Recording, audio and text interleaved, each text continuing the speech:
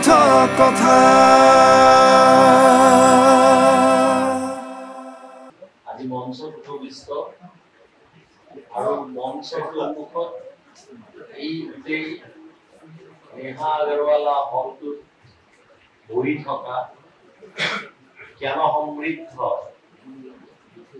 প্ৰজ্ঞাধীন বিভিন্ন ব্যক্তিৰ লগতে আমাৰ উঠি অহা প্ৰজন্ম নতুনৰ এই যে আবাহনী যাত্ৰা এই আবাহনী যাত্ৰাত ইয়াত সমবেত সকলোকে মই মোৰ ফালৰ পৰা আন্তৰিক ধন্যবাদ আৰু উদ্যোক্তাসকলক ধন্যবাদ মোক ইয়ালৈ আমন্ত্ৰণ কৰা। মই আগৰ বক্তা কেইজনৰ বক্তব্য আৰু এই যি কৰ্মযোগ্য মোৰ বন্ধু তোমাৰ দীপক দাসে কৈছিলে আৰু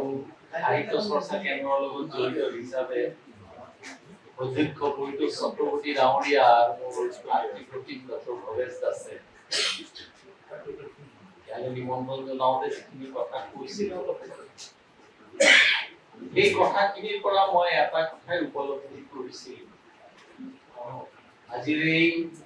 প্ৰযুক্তিবিদ্যাৰ যুগত যদি আমি ছন্দ মিলাই আৰু খোজত খোজ মিলাই আগবাঢ়ি যাব নোৱাৰো গৌতম শৰ্মাই কোৱাৰ দৰে কেৱল ধ্ৰুপদী ভাষাৰ মৰ্যাদাৰে এটা ভাষা কেতিয়াও জীয়াই থাকে। মানুহে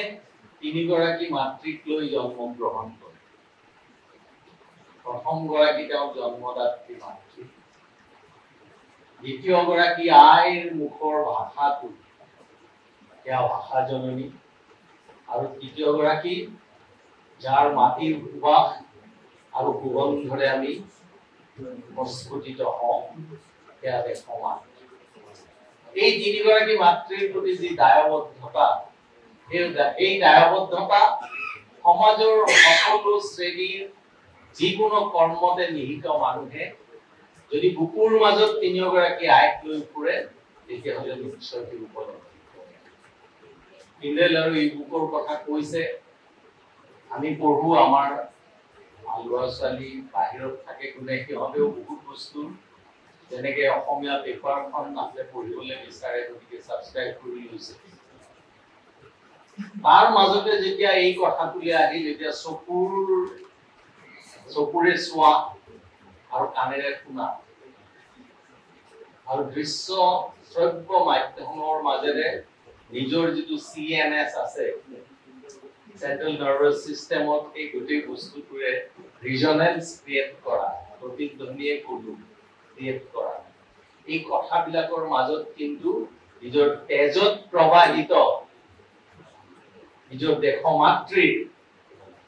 নিজৰ ঘৰৰ নিজৰ সংস্কৃতিৰ কিছু কথাই অনবৰতে মুখ দি থাকে। বাহিৰত আমি বিভিন্ন কামত যাওঁ বা আছিলো ৰিচাৰ্চৰ কামত গৈ জাৰ্মানীতো বহুত দিন আছিলো গতিকে তেতিয়াই আমি উপলব্ধি কৰিছিলো যে বাহিৰত থকা আৰু নিজৰ মাটিৰ লগত থকা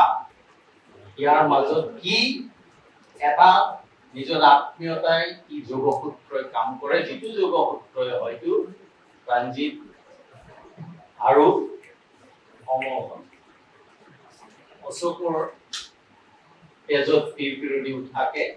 কাম কৰিছে। জ্যোতিপ্ৰসাদ আগৰৱালাই কৈছিলে কামৰূপামৰ গৌদী ঘূৰিয়া অসমীয়া ভাষা জগত সভালে যাব উজ্জ্বল উজ্জ্বল কহিনুৰ নিধি জ্যোতিৰূপা। আজি মোৰ এনেকুৱা লাগিছে ৰূপকোঁৱৰ জ্যোতিপ্ৰসাদ আগৰৱালাই লিখি থৈ যোৱা এই কথাক যেন প্ৰতিপন্ন কৰিবৰ কাৰণে এজাক গাঁৱৰ ল'ৰা গাঁৱে গাঁৱে বন্তি জ্বলাই যাওঁ আমি গাঁৱলীয়া ছোৱালী শেৱালি মই নেৱালী আগবাঢ়ি আছে আৰু এই যি আগবাঢ়ি যোৱাৰ মন্ত্ৰ এই মন্ত্ৰই জীৱনক সমাহিত কৰি মানৱতাৰ প্ৰতি জাতিৰ প্ৰতি মাটিৰ প্ৰতি যি আমাৰ দায়বদ্ধতা তাক প্ৰতিপন্ন কৰিব আৰু যেতিয়াই এটা জাতিয়ে নতুনৰ অদ্ভুত স্থানৰ লগত নিজে সমাহিত হৈ আগবাঢ়ি যাব খোজে চেষ্টা কৰে এই জাতি ইতিহাসৰ পৃষ্ঠাৰ পৰা কোনেও মুচি দিব নোৱাৰে কিন্তু ইয়াৰ লগত সংপৃক্ত হৈ থাকিব লাগিব আকৌ গৌতমে কৈ গৈছে আজি 1837 চনৰ এই কলীয়া ডাৱৰ আৰু 1872 চনত এই ডাৱৰ আঁতৰি পেলাই অসমীয়া ভাষা নিজৰ জেগালৈ অহাৰ কাৰণে এই যে ডেকা তেজ এই যে জোনাকী ত্ৰিমূৰ্তি হেমচন্দ্ৰ গোস্বামী লক্ষ্মীনাথ বেজবৰুৱা আৰু চন্দ্ৰ কুমাৰ আগৰৱালা ইত্যাদি ইত্যাদি যি মানৱীয় দৃষ্টিভংগী এই দৃষ্টিভংগীক আগত লৈ চাগে ডক্টৰ ভূপেন হাজৰিকাই মানুহে মানুহৰ বাবে যদিহে অকণমানে বাবে লিখিব পাৰিছিল গাব পাৰিছিল সেইবাবেই চাগে চন্দ্ৰ কুমাৰ আগৰৱালা দেৱে মানুহে মানুহ নাই বুলি লিখিব পাৰিছিল আৰু তাৰ আলমত চাগে তেওঁলোকৰ বুকুত প্ৰতিধ্বনিত হৈছিল কবিগুৰু ৰবীন্দ্ৰনাথৰ মৰিতে শাহিনা আমি সুন্দৰ ভুবনে মানৱেৰ মাঝে আমি বাস পাইছি আৰ তাৰ আগতে চাগে প্ৰতিধ্বনিত হৈছিলে বঙ্গকবি সন্দিদাসৰ গোলক উপরে মানুষ বসতি আহার উপরে নাই মানুষ ভাবে তো মানুষ বুঝিলে তবে তো মানুষ গতিকে এই যে সম্যক ভাবে নিজৰ জাতি মাটিৰ কথা ভাবি নিজৰ যুগ সন্ধিক্ষণত যুগ ধৰ্মৰ লগত পদচিহ্ন ৰাখি যোৱাৰ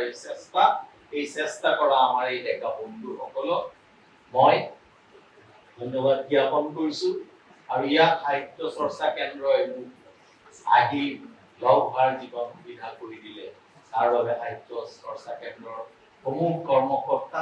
মই আন্তৰিক ধন্যবাদ জ্ঞাপন কৰি এই সংৰক্ষণৰ পৰা সামৰণি মাৰিছো আটাই কুশলে থাকক অসমীয়াৰ বাহুটি হামোন ৰঙালী বিহু শুভেচ্ছা গ্ৰন্থ কথা